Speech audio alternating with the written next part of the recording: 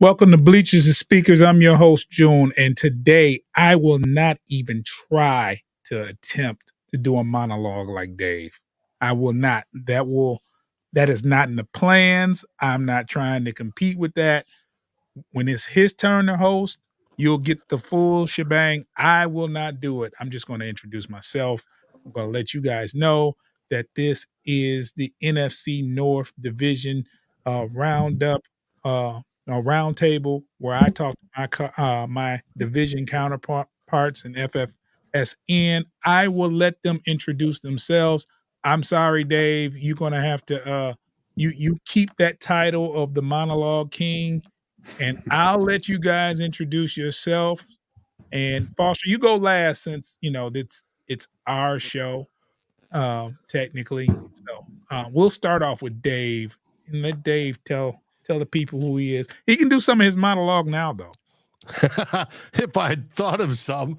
Hey, everybody, I'm Dave from Vikings First and Skull. I represent the Minnesota Vikings. I've been a blogger on this team for over 2 decades. That's right. Well, over 2 decades. And I've rolled through it all, the highs and the lows, the roller coasters, the ups and the downs. And presently my team is on a down, but hopefully they're on their way back up as we head into the playoffs. But we've got some great teams here in the NFC North. We possibly may even have 3 make the playoffs. Chris. That would be Thanks awesome. a lot. You said 3 teams make the playoffs? As it sits right now, that's what it's looking like. Well, I mean, it won't be my team.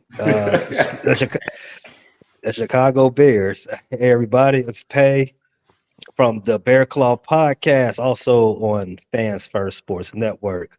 I've been a rabid and frustrated Bear fan for over 30 years. If you can name a bad quarterback, I bet you he's playing for the Bears. Wow.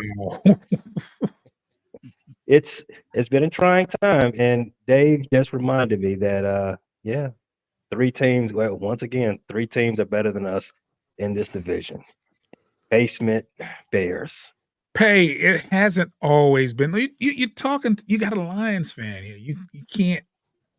You're not in this alone. No. You're right. You're right. It's one of the things I love about doing this show every week. I'm not in this futility, frustrated football energy by myself. No. We've got some.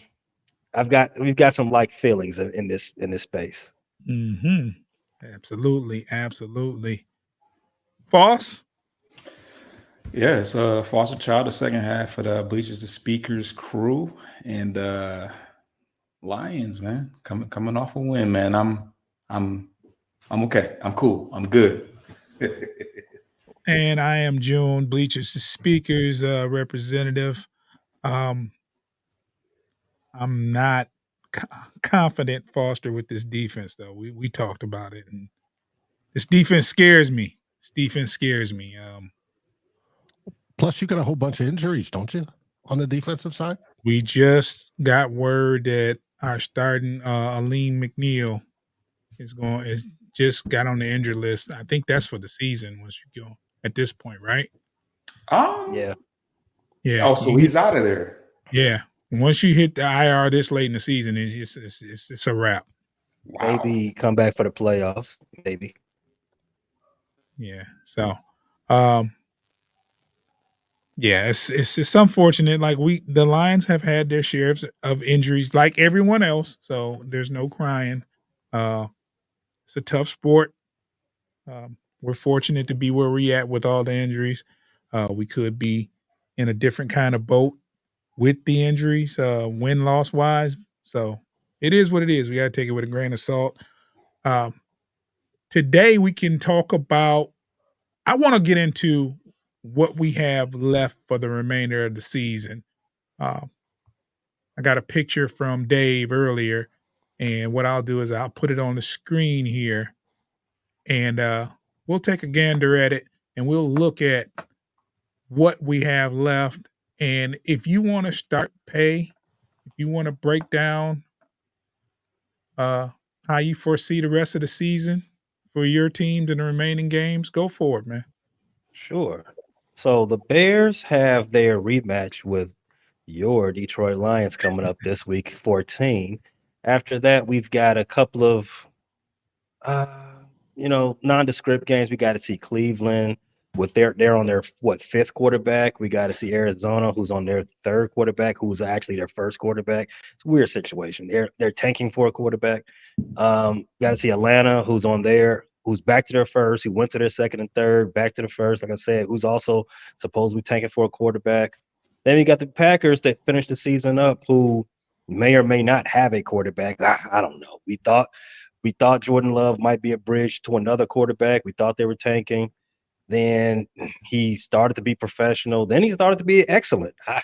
So we don't know what to expect Green Bay. And Dave just let us know that they're actually in playoff contention, which fooled the hell out of me.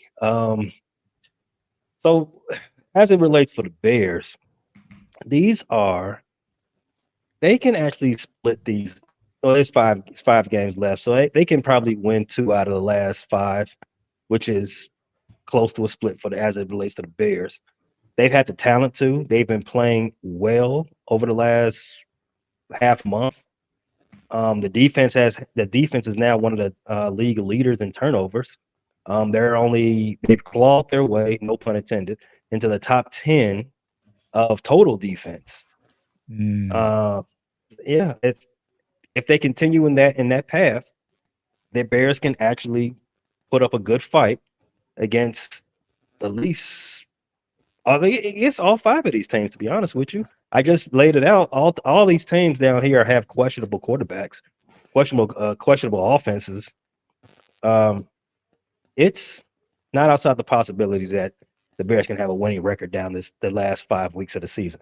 Do I want that to happen? Absolutely not. The Bears are playing for the future. 2023 has come and gone for the Bears.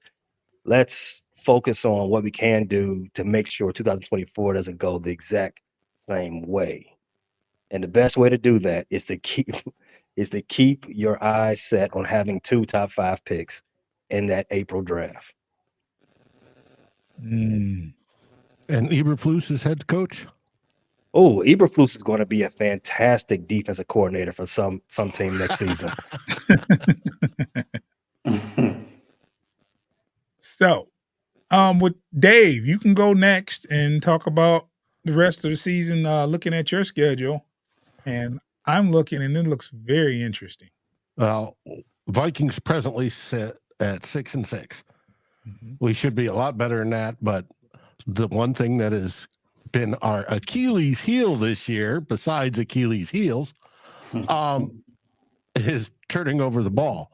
And we've done it 24 times in 12 games. We did it 4 times last week prior against the Bears. And it's got to stop. If it stops, we beat anybody, just about anybody. I wouldn't put us against San Francisco, but we beat just about anybody. And we beat San Francisco earlier. But we have, heading this week, we go out to Las Vegas to play the Raiders. That's a win. That's an afternoon game, and I've already read today where 54% of the tickets have been sold to Vikings fans. So that is a good thing. Then we go on the road to Cincinnati, which we thought would be Burrow's injured, he's out. That should be pretty simple, right? No. They played well last week. So it's going to be interesting. And then, of course, the big finale. Detroit, Green Bay, and then at Detroit to finish out the season. And that's going to determine who the division champ is. Yes, we're 3 games behind right now, the Detroit Lions. But as we look at the Lions schedule, or going to here shortly, you can see where as long as we only get 2 behind, we can pull it out. And there's a way for the Lions to drop and get to that point. And I'm sure Foster will discuss just that now. Yes. So obviously we have a tough divisional game at Chicago, which is pending well, the weather part is pending. I think it's gone back and forth between rain and snow. But yeah, that's gonna be a tough one. The Bears are coming in there with a chip on their shoulder. Obviously, after a tough ball game in Detroit. And it's just tough to beat divisional teams twice in a row, especially after we probably should have lost the first time. But moving forward, we got a home game against Denver. Denver just lost to the Texans, but they also have a mobile quarterback. So Texans are pretty good, though. Texans are pretty good. Yeah, the Texans are pretty good. So so it doesn't really say much about whether or not that's going to be an easy ball game for us. Right. I think we play better on the road, to be honest. But I think that I don't think that's a major red flag game for us at this point. And obviously, two of the last three are against Minnesota in games that will definitely have some. There's definitely some things to play for both teams. So hard to really say. Hard to really say. We go to Minnesota first, of course, and we do get to finish the year at home, which will be nice. But in between that, we do have the Dallas Cowboys, which I think is going to be a really tough game. Their defense is pretty stout, and offensively they look pretty good as well. So going into Dallas, and this looks like a night game. Is that on a Saturday, or what day is that? Is that a Saturday too? That would be on a Saturday because New Year's Eve is on a Sunday night. Gotcha. So and Saturday night game against the Cowboys. That's just going to be awkward looking, but it'll be nice to have a meaningful game against a franchise such as the Dallas Cowboys late in the year on a Saturday.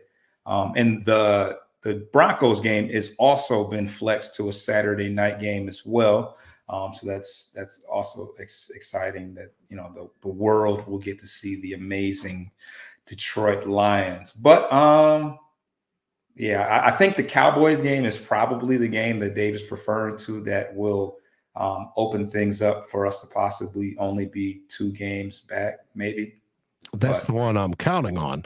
Hey, if the Bears or the Broncos pull it off, I'll be happy there too. You'll be okay with that too. So yeah, it's going to be interesting. The Lions have definitely pretty much solidified a playoff, a playoff entrance regardless. But of course, we still have a lot to play for. We're still playing for the number 1 NFC team, in general. So with 5 games left, we still got some things to obtain and fight for at this point. So it's gonna be good. But we're not overlooking the Bears, though. That is a game that I foresee to be one of the tougher games left, mostly because of the defense. Yeah. Did you notice the original time for the Lions versus Denver wasn't always 7:00? It was an earlier game at first. Yeah, that's why. Yeah, that's because that the 7:00 is how we're flexed into the national.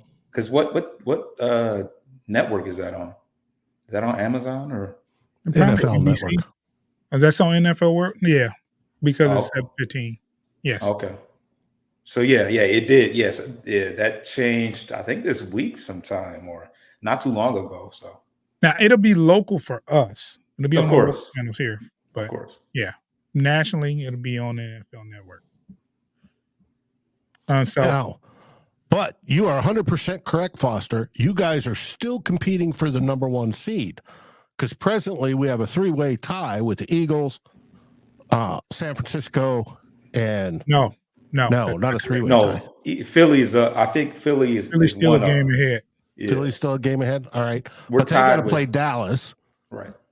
And it could come down to those guys beating up each other in the end and allowing you guys to squeak in if you can continue to win. Right. And last week you almost lost after going out to a 3-touchdown win. Yeah. Our lead. It's what we do. Cardiac kid. Well, we didn't make a comeback, but we, our hearts though. Man, this is it does my blood pressure no good, Foster. We can't do that. You can't be up 21 and wonder if you're going to win the game in the fourth quarter. It's just not good. It's not a confidence builder. The one thing that people said that somebody said was that because we are not used to winning, we focus more on the style points and how things look and not as much on the putting wins on the board. Because when we look, I think we're so used to losing when something like that happens that we expect it. Yeah, that too. We expect something bad to happen. Like my first feeling, because I couldn't watch the game, I'm just getting updates because I was in a meeting, and my first impulse, 21-0 in the first quarter. Oh, this is going too well. Something's bound to happen. Oh wow, you had it. Oh man, you already could foresee something happening. Huh? It was like, this is too easy, too early. Like, what's going on here? It was really easy. I even said that, like 3 straight touchdowns. That was amazing to watch, but it was like, I'm skeptical. I mean, if you paid attention to the Chargers game, that game started off looking relatively easy. Yeah. When we were up 14-0, and it was like, okay. And then here comes the track meet. It's like, wow, like what is going on here? Well, I'll bet the Dome Patrol broadcasts after that game were priceless. I want to check that out. I need to see if that episode is up. Definitely got to tune in and tap in with those guys, because I know they were on the edge of their seats, and I know they're even more frustrated the way they lost. Like they were right there knocking on the door. They were doing everything that they said they couldn't do in the show. The goal line. They said they said we don't have a red zone offense. They scored 4 times in the red zone. 4. The shows are up. I need to see those. Yeah, so it was really, really bad. They complained about Derek Carr till he got hurt. He's out there doing pretty good.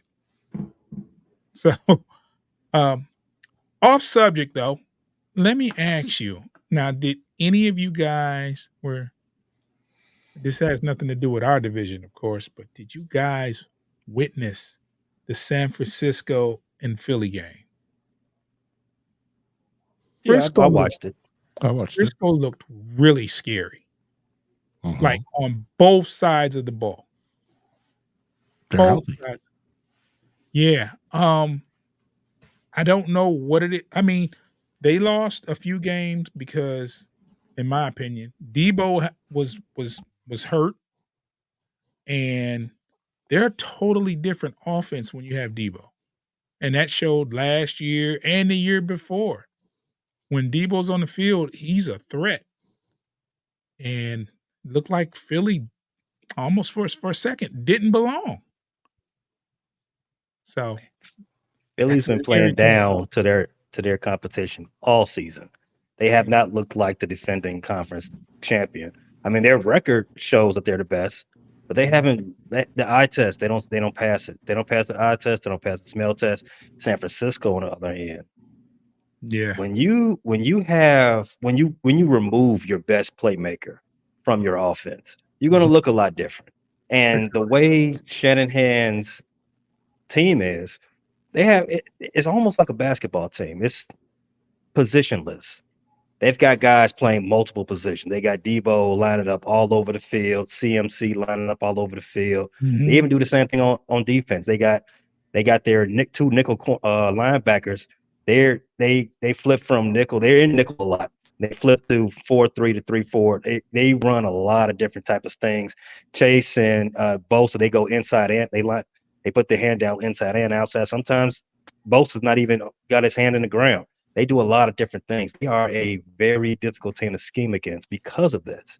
And as I was saying about Debo, that offense is it is designed to be lightning fast, lightning strike. If you take the best playmaker off the field, and it makes their DNA a lot different. They're not a traditional team in any way, stretch of the form. So when they're healthy, it is very scary. Yeah. Hold that thought. We'll see you on the other side in about 15 seconds. If you're listening, it'll be a little longer than that.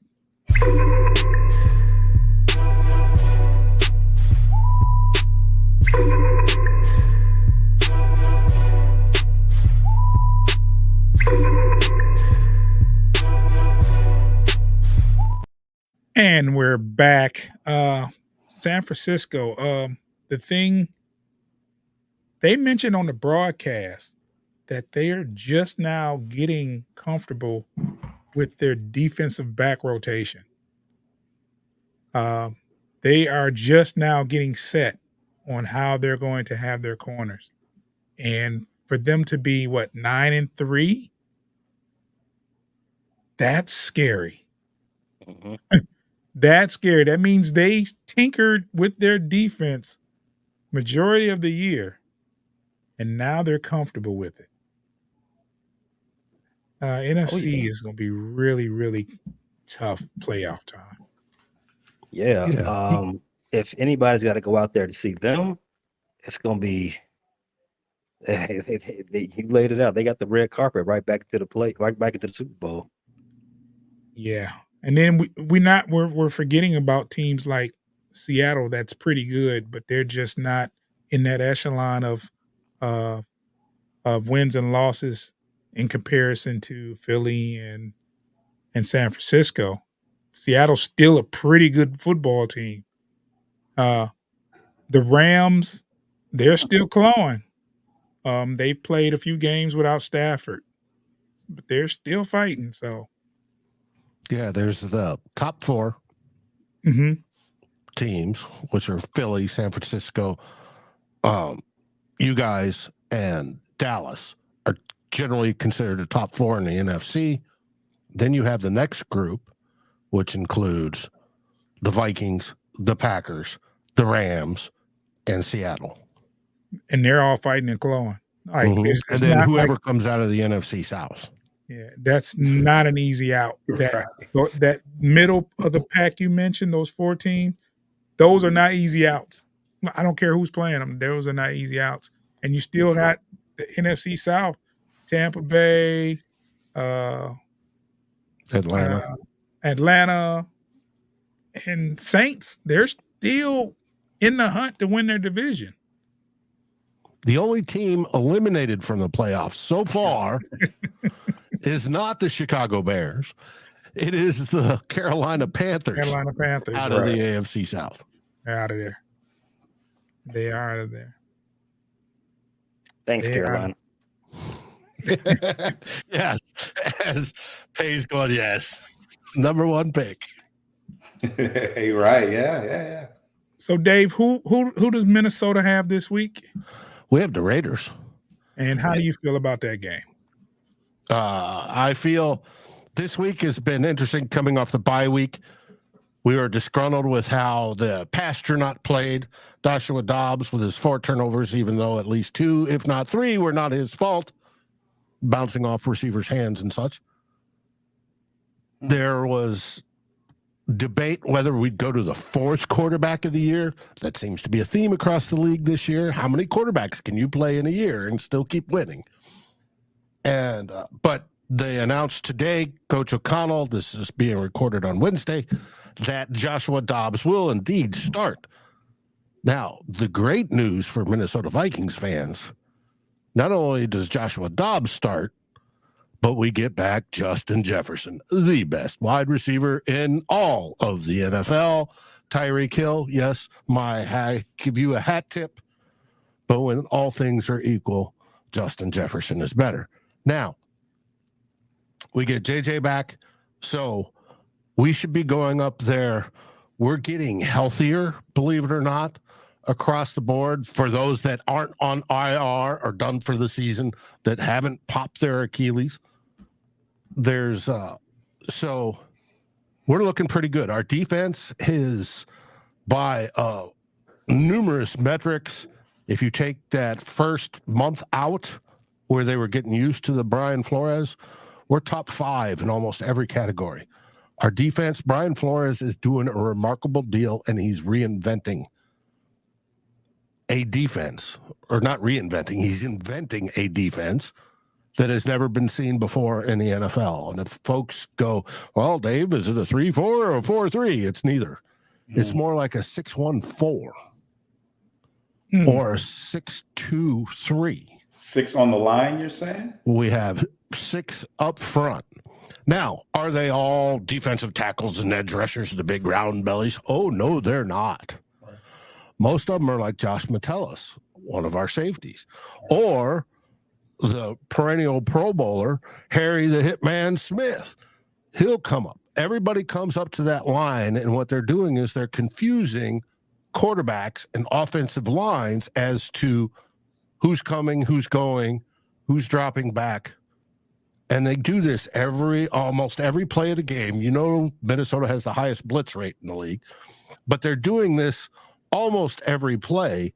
And after a while, everybody's head starts swimming on the offensive side, and it's causing all sorts of havoc everywhere.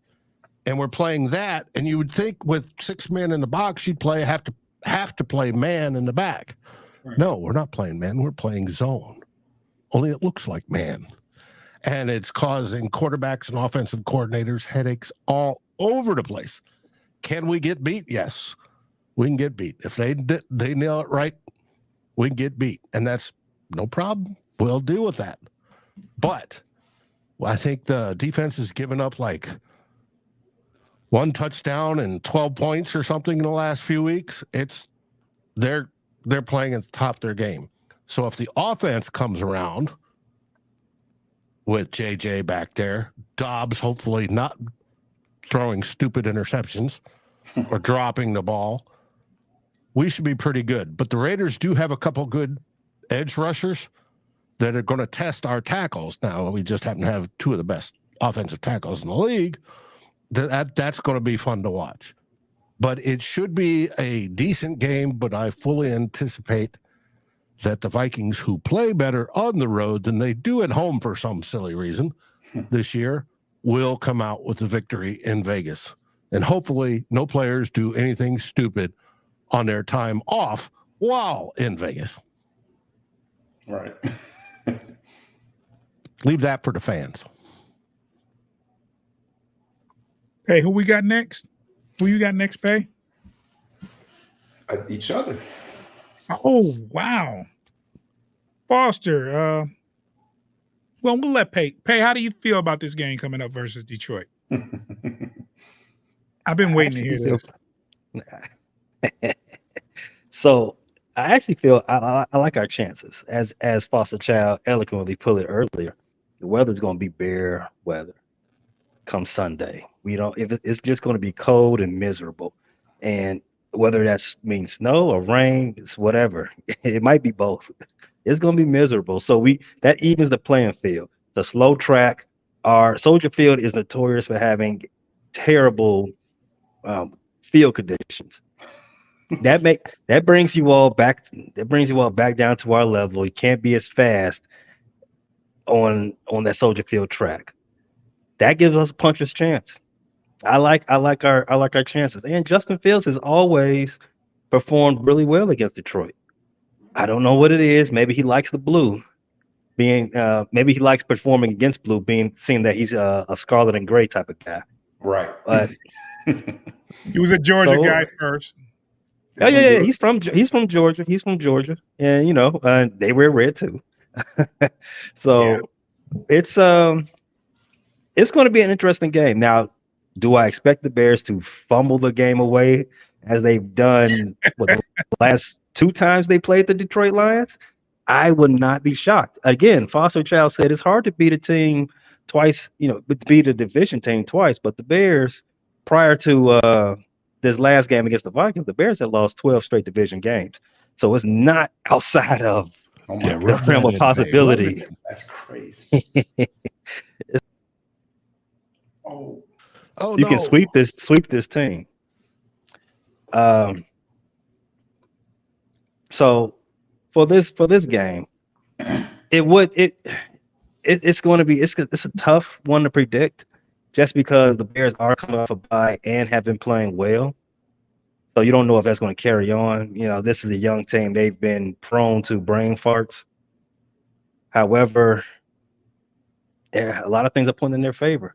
I would, I wouldn't be shocked if the Bears kept this close and possibly pulled it out. Okay. Foster, how you feel about this game? Yeah, like I said previously, I think it's going to be a competitive game. The weather will definitely play a factor, but I do feel like our style of play is very balanced. We do have a good running attack, which, and Montgomery gets another opportunity to sock it to his ex team. Gibbs is coming on. He is looking better and better every week. Our tight end Sam Laporta is probably top 3 and not 3 in the entire league right now. So the offense, I do not foresee having too many issues, but the Bears do have some tough guys on defense. They created at least 4 turnovers because they got 4 interceptions. I don't know if they drew a fumble as well. So it's going to be a battle. As far as the Lions defensive side, something in me feels a small level of optimism, despite the fact that we did struggle against the Saints. Our rookie linebacker, Jack Campbell, had a pretty good game filling in for Anzalone. I'm not sure what his Anzalone status is, but I think that in the event that he has to go, it has to be the starting middle linebacker. I think he does well. Brian Branch is starting to show what we saw early in the season. He had another interception last week. And even though Aleem McNeil, who's having a breakout year this year, is injured likely for the rest of the year, I feel like we're pretty deep on the interior side of things on the line. We do have Isaiah Buggs, who hasn't played a whole lot this year, but this is an opportunity for him to step right in and show why we re-signed him. We got a guy out of the practice squad, Bohanna, who stepped in and who's done well. And we actually signed a guy off the practice squad. Oh, well, Bruce Irvin. Bruce Irvin had a sack and a key QB pressure, which ended up injuring Derek Carr. So it just goes to show that even on the older guys on the practice squad, we're able to step in and make some noise. He only had 11 snaps, I believe, last week, so I think they're going to ramp that up for him. At least that's what Coach Campbell said. And we got another guy who played for the Steelers last year, and he actually played with Isaiah Buggs in Pittsburgh. So he looked, he made a post and was pretty excited that his one of his boys from Pittsburgh is got signed. So we probably won't see him this week, but in the upcoming weeks, Tyson Alawalu is the guy's name. I'm curious to see where he feels, is able to, fill in some gaps as well. So, I think the defense is maybe a little bit better off than than I know the fans are in a panic right now because of the defense. And you would think that we're not 9-3. You would think that we were actually 3-9 with the way it's the stir up on Twitter is about the defense. So I'm optimistic. We will certainly see how things go. Hopefully we see a lot of Cam Sutton on DJ Moore, more so than what's his name? Jerry Jacobs, because for whatever reason, he ends up on the top receiver quite a bit, and I just don't really understand. I don't know if they keep it to left corner, right corner, or what that is. But Jerry Jacobs always ends up on Olave, DK Metcalf, and all these, all the top guys for whatever reason. But Cam Sutton, he ends up the game with not too many targets and not too many tackles because they don't even throw his direction. So I think we pull off the game in maybe a sloppy, low scoring game, depending depending on the weather. I want to piggyback off that, Foster, because I feel like the offense gives us a puncher's chance in a lot of these games, but I see it as the offense being prolific and the defense is horrific. We got some turnovers. We got some turnovers last week now. You can't be 9-3 and they're that bad. They were bad late. As of late, late in the game and the last half of the year. Later on in the season, they have been bad. Now, against Kansas City, they looked very good. Against Seattle, didn't look so good. Couple games after that, they looked good. But the last 4 or 5 games, that defense makes you wonder, like, does this defense belong on a playoff team? Well, I hope to see that bad defense or worse in week 16 and 18. Well, it's like this, right? Anytime you have a mobile quarterback or an RPO or prolific wide receivers, Detroit has issues. And it's just nowadays everybody's got at least one good receiver, but I'm talking in regards to Minnesota. They have about 3. It's true. And that's without Jefferson. That's without him. So, it just that kind of game worries me. I don't know what his name is, but there's the guy opposite of DJ Moore, the little speedy. I think he's number 11. Am I correct? Who is that? Darnell Mooney. Oh, Mooney. Pretty good receiver there, and he did some damage versus the Lions first game. You already got to worry about DJ Moore. So it's just one of those things with the Lions is you just don't know. You're hoping for the best when it comes to the defense, and lately they haven't shown or put their best foot forward. We knew after losing CJ Gardner Johnson early that the defensive backfield would suffer a little bit, and we also lost Mosley, the corner who we hope to come in and step in and be an integral part of the defensive backfield. We expected that to happen. Then you have all these injuries to our linebacking core and interior defense. It's been one roller coaster. So if you worry about mobile quarterbacks, you got Justin Fields next this weekend. He's mobile. Yes. Then you have Russell Wilson, who is not as mobile as he used to be. They're still running RPO for him, though. Mm-hmm. Then you have Josh Dobbs. Then you have Dak Prescott. And then, again, Josh Dobbs. It might be Dobbs. Or, you said now it is Dobbs. Right now it is. Okay. And most likely it will be. Damn. If we switch, hopefully it's not Nick Mullins.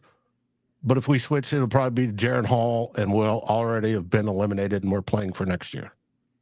But I'm hoping that's not the case. I'm hoping we're fighting for the division title to defend the North. That would be crazy. That would be. Now, speaking of the North, we represent 3 teams. We represent the Bears, the Lions, and the Vikings. Well, as everybody knows, the NFC North has a 4th team. And if you are a podcaster, YouTuber, writer that would like to represent that 4th team, the Green Bay Packers, please contact Fans First Sports Network and we'll hook you up because we need somebody here to banter with during the week. We miss it. Yes, we miss it because who else is there to come and tell us they have a professional quarterback and that they are so good and have so many titles? Yes, we miss that team representative.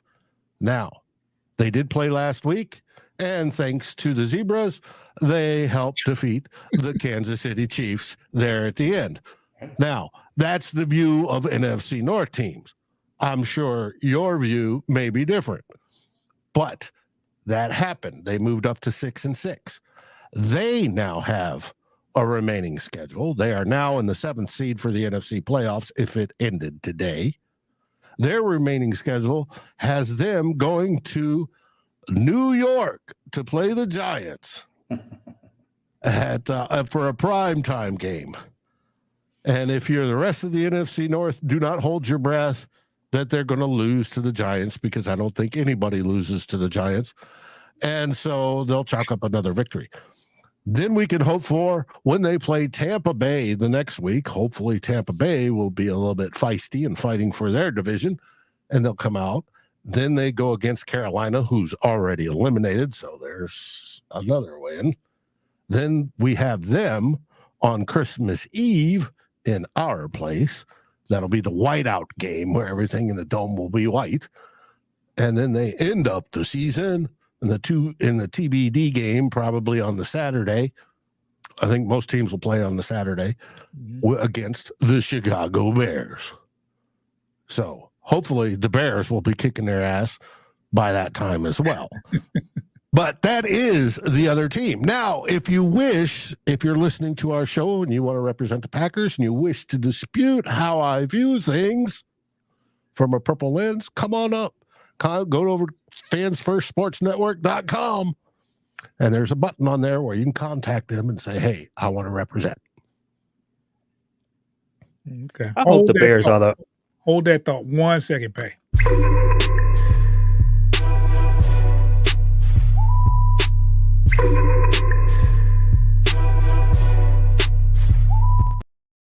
We're back. Pay, go ahead and finish your thought. I'm sorry we had to stop for a break, but go ahead and please finish your thought. Oh, no. I love it. Letting the advertisers get their spin in too. I just wanted to say, you rattled off some an easy schedule down the stretch for those Packers. I hope that they need a win to get into the playoffs and go into week 18. And that's the things dreams are made of right there. Yes, it is. I hope we're at that position, and I'll be rooting for the Bears. Have my Father in heaven screaming with me. Yes. The Lions did that last year, right? That's what we yes, you did. Felt good. Felt real. It hurt to be eliminated early. What was it? The Seahawks, or we needed somebody to do something, but it was the Seahawks. Yes. But it felt good to spoil Aaron Rodgers, last little situation, and bittersweet, but misery loves company. We weren't that miserable. But. No, I was. I was very miserable.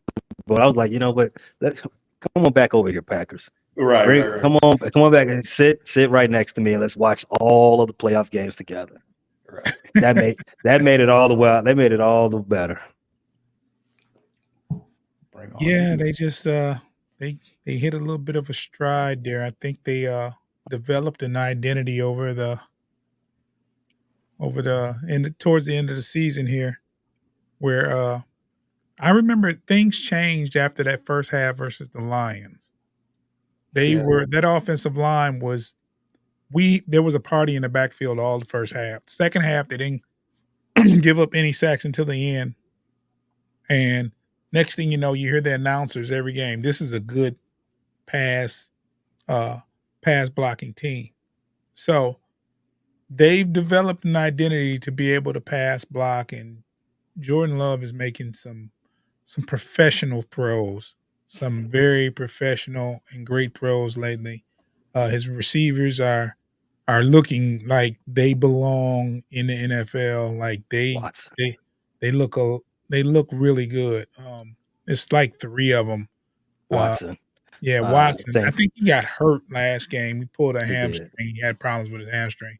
But number 11 from Michigan State, Reed, and you have number 87. He's playing ball.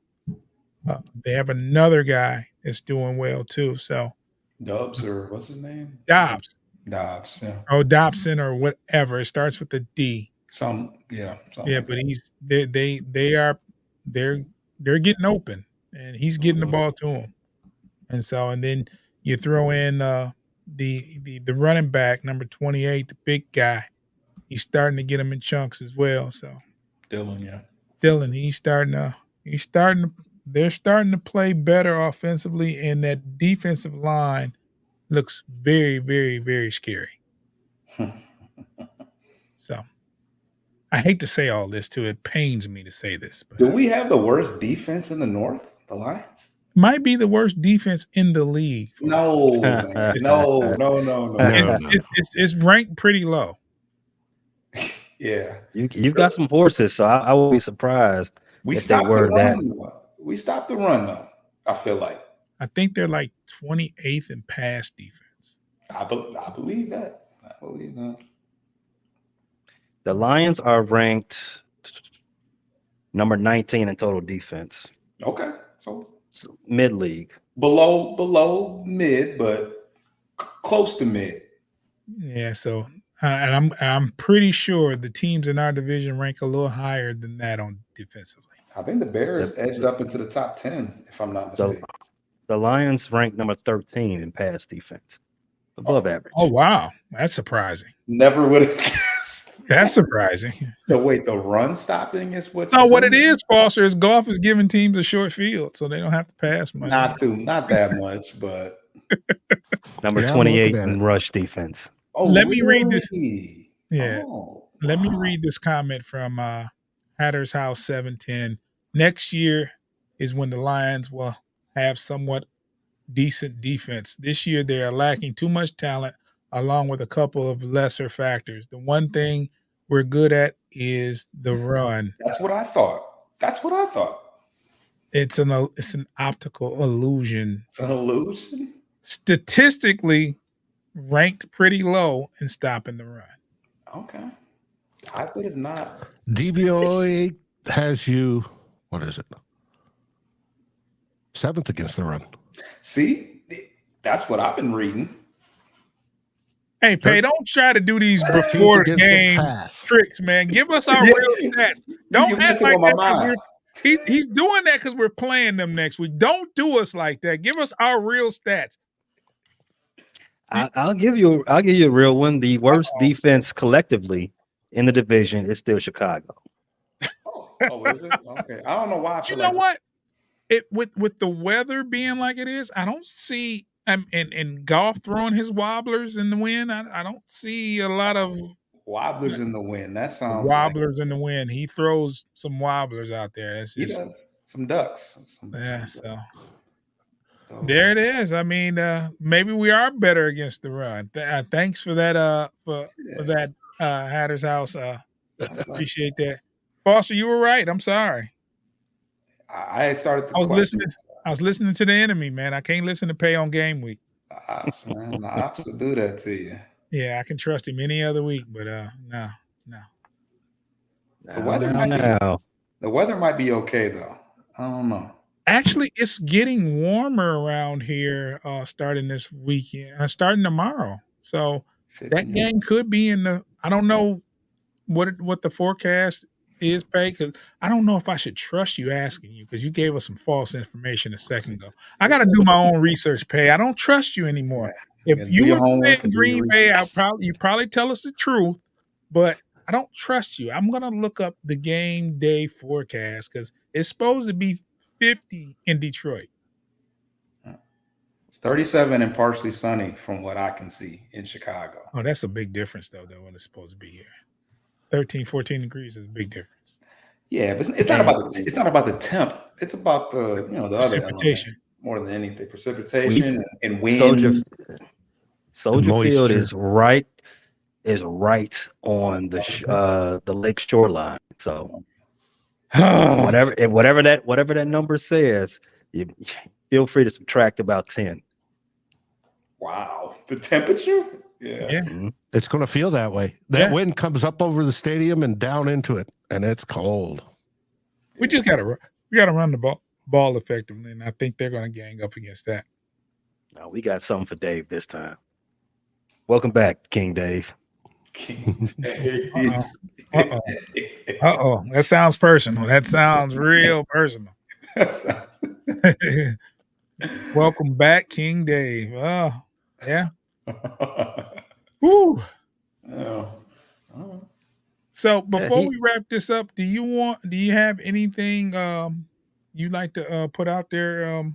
We'll start with you, Pay, before we this close has the show been out. this has been a great episode again. Good luck to all my division mates going forward in week 13, and I wish you good fortune in the wars to come. You can follow the Bear Claw Pod anywhere you get your pods. That's on Apple, Google, Spotify, Stitcher, and wherever.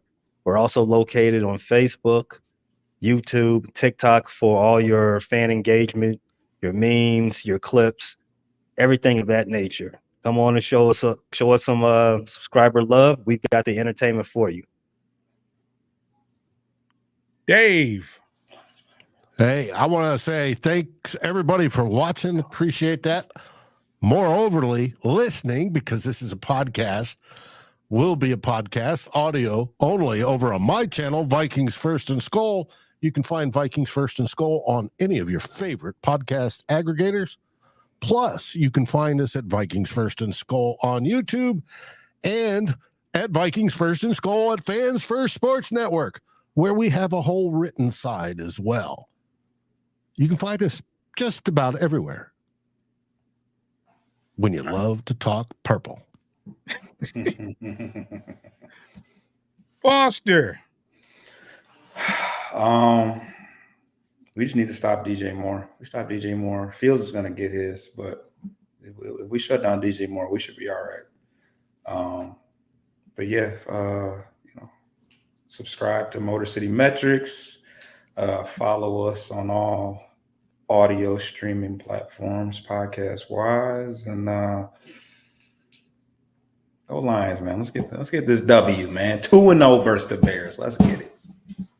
Yeah, I want to say, I'm not going to repeat what Foster said. You know what he said to follow us and catch us, but I want to give kudos and thanks to Hatter's House 710. I haven't seen him on any of our podcasts, and anytime we get someone new that comments and interacts, I just want to thank you for taking the time out to talk with us and chop it up. And you can catch us. What we did was we changed our format, our show.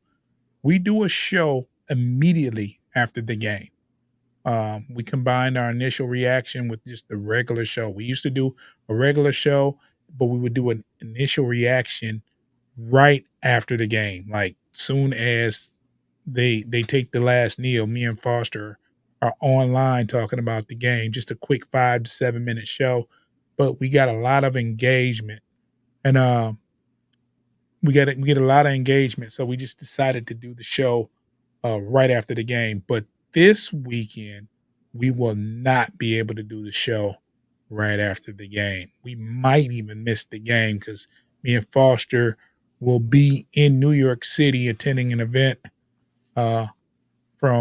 and the event starts. We have to be there at 1 and kickoff is at 1. So we'll be paying attention to the scores though. And we'll let you know when we're going to shoot the episode. And Adder said he's usually driving when we come on, but I appreciate you for even taking the time to listen when you're driving. That's really dope of you to check us out. So we'll be and tap in with all the shows. Pay has a great show. Dave has a great show. I mean, even if you're not a Vikings or Bears fans, you can get some insight on their fan base and what they're doing. It's always dope. And like I said, these outside of football talk, they're two great guys, and your support is needed and appreciated. We want these channels to grow on these podcasts. Dave has been doing this 20 years, man. I don't see not the video side, but yes, commenting. But still commenting, covering, Totally. So it's like this is me and Foster's first year, so we're trying to get there. So shouts out to Dave. Pay, I don't know how long you've been doing it, but it sounds like you're a vet in this game, and I'm definitely going to start tuning in to your show as well. I haven't been, but I'm going to. Appreciate it. All the subscriptions is is very well appreciated. Thanks, June. So we're going to sign off now. You have a great week. Hopefully Sunday's a great week of football. And Pay, I hope the Bears do well, but lose ultimately. I'm not mad at that.